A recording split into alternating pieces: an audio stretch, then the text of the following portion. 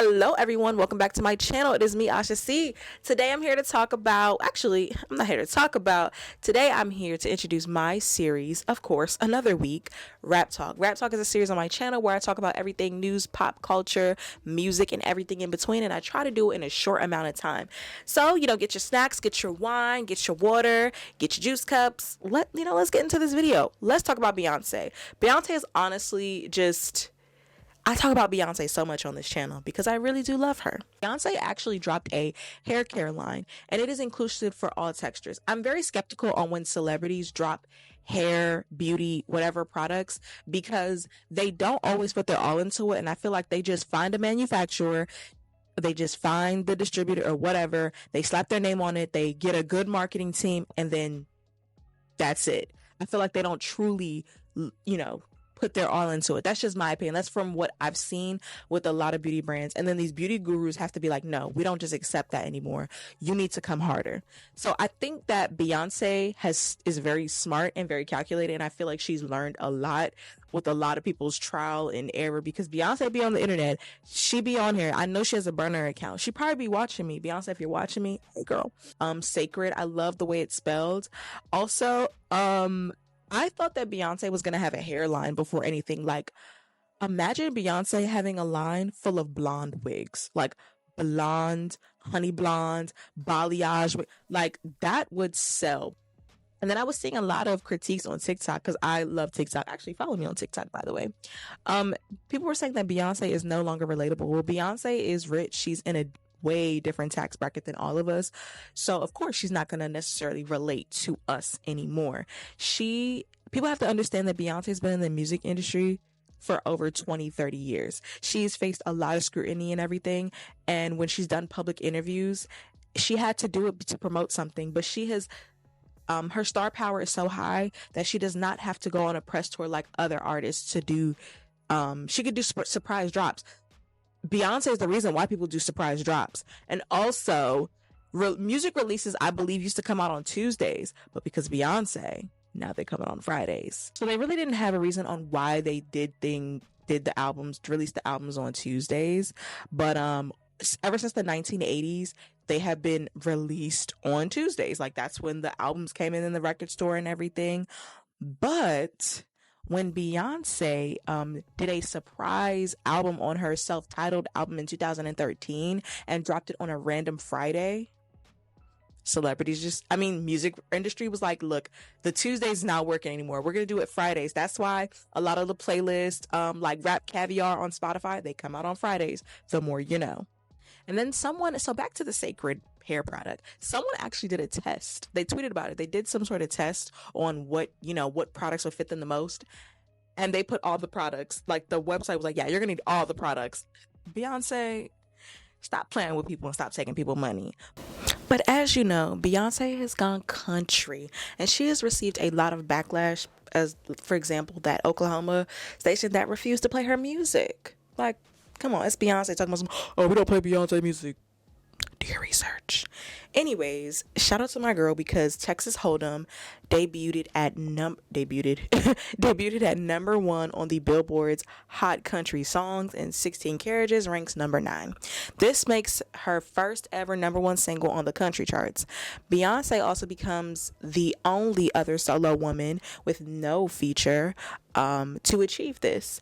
Taylor Swift achieved this with her song Love Story and All Too Well.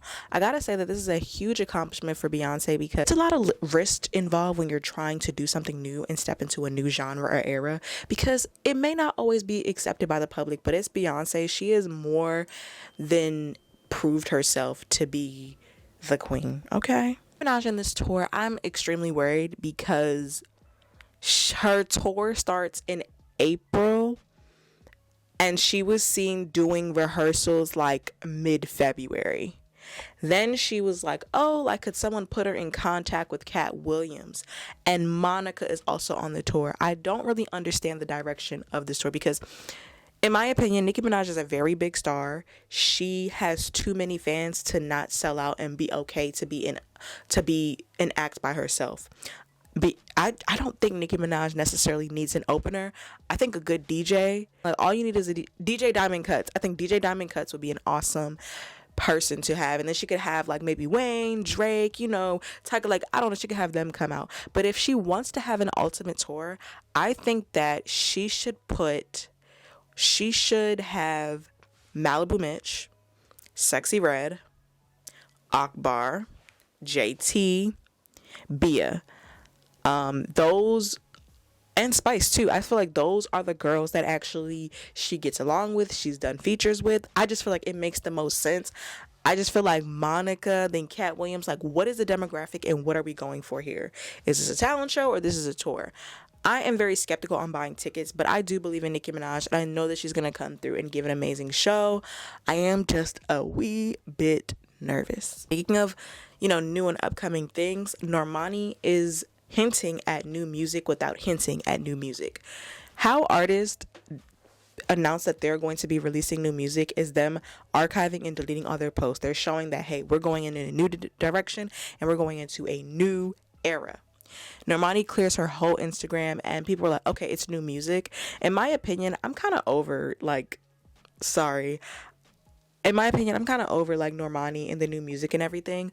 But I also understand that in her personal life, both of her parents, I believe, are battling illness. Also been in a long kind of battle like with her label RCA. So I understand because RCA did Zayn wrong. They did Tinashe wrong. They did a lot of artists not the best. So I do understand that.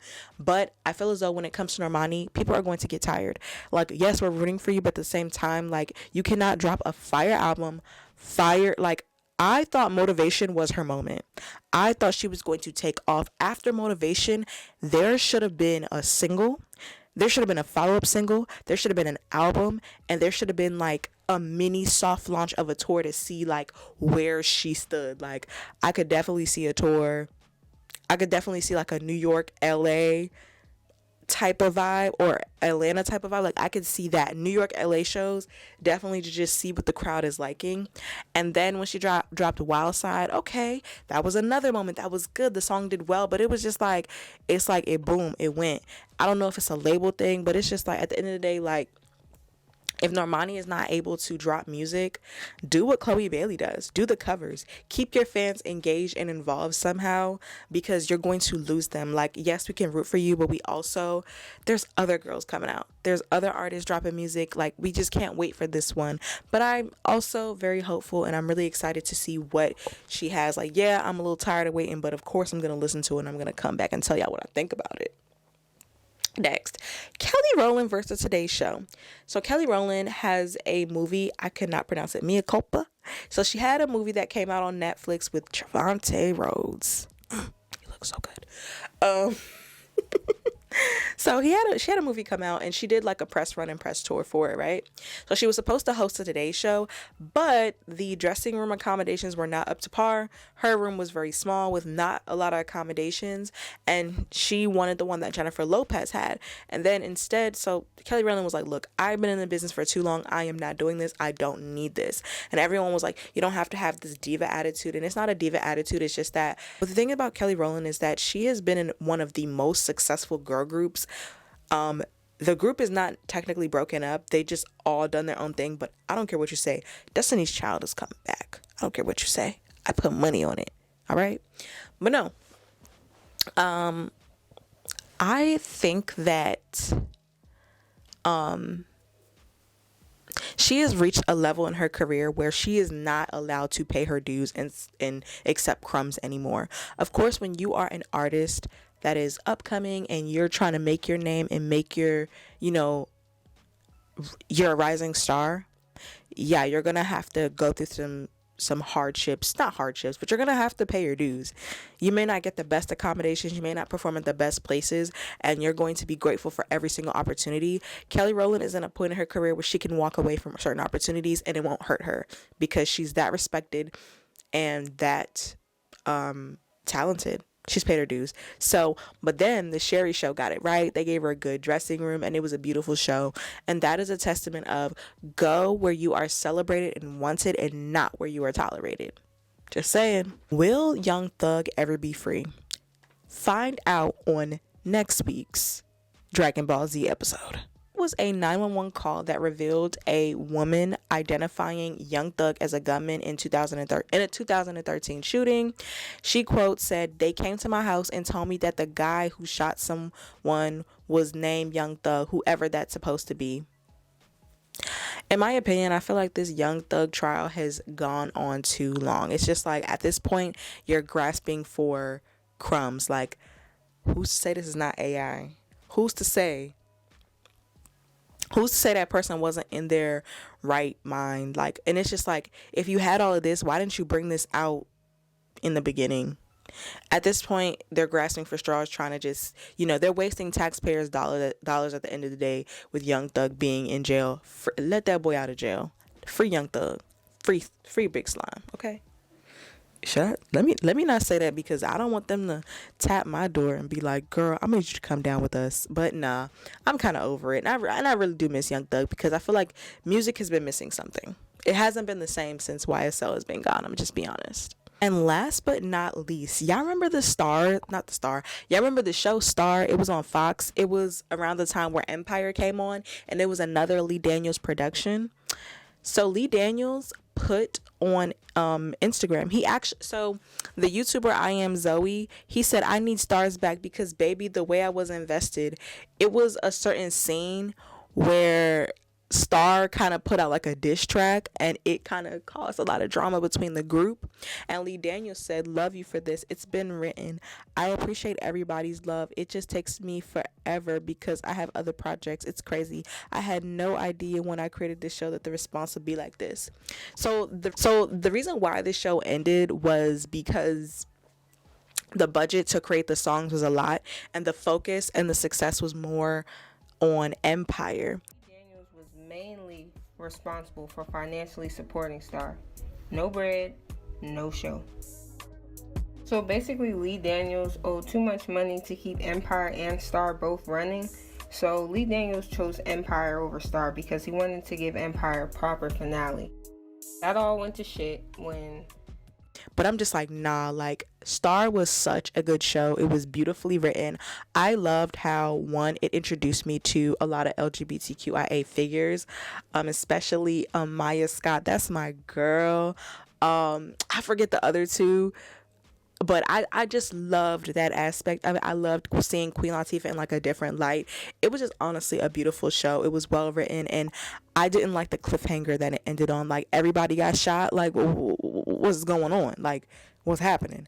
But nah, I'm really excited, and I hope that Lee Daniel actually keeps his word and he's not lying to us, because no, I need that show to come back. Like, I'm still waiting for I've been on a cliffhanger forever. This has been another episode of Rap Talk. Thank you all so much for watching and supporting. I appreciate ya. Bye.